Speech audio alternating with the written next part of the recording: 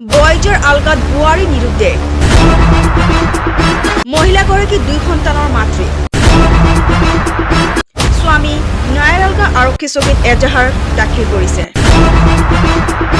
জানিব পৰা মতে নায়াৰলগা আৰক্ষী চকীৰ অন্তৰ্গত বয়জৰ আলগা চতুৰ্থ খণ্ড ভাষানীপাৰা গাঁৱত যোৱা প্ৰায় 10 দিন ধৰি এজনী পত্নী নিজৰ লৰা ছোৱালীক মূল্যবান নথিপত্ৰ আদিলৈ নিৰুদ্দেশ হোৱা ঘটনাক লৈ স্বামীয়ে আৰক্ষীৰ চকীত এজাহাৰ দাখিল কৰিছে আৰক্ষীয়ে তদন্ত কৰা বুলি জনাইছে উল্লেখ আছে উক্ত গাঁৱৰ আনোৱাৰ হুছেইনে ঘৰত নথকাৰ সুযোগ লৈ পত্নীয়ে উক্ত সামগ্ৰিক পুত্ৰ সন্তানক লৈ উদাও হয় আজি কেইবাদিন ধৰি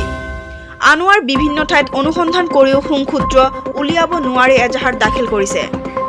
পুনক তাৰ প্ৰতিবেদন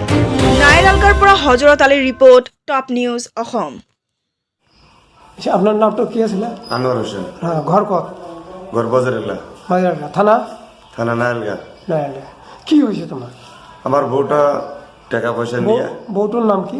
বউটার নাম সমীরন হ্যাঁ কি হয়েছে বউটা টাকা পয়সা নিয়ে হ্যাঁ কাগজপত্র নিয়ে টাকা কিমান লইছে টাকা 17,000 নগদ ক্যাশ নগদ ক্যাশ টাকা আর 17,000 আর কি লইছে আর 7 খান গরম নিছে হ্যাঁ আর ভোটার আইডি অ্যাকাউন্ট সব নিয়ে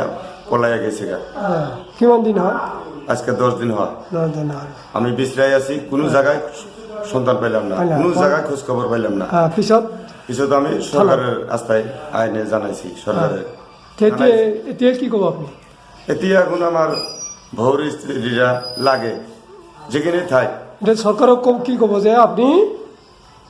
অনুসন্ধান কৰি যদি পোৱা যায় হ্যাঁ তেনেহলে আপনি বিহিত ব্যৱস্থা চাই হ্যাঁ ব্যবস্থা চাই আমি এইখিনি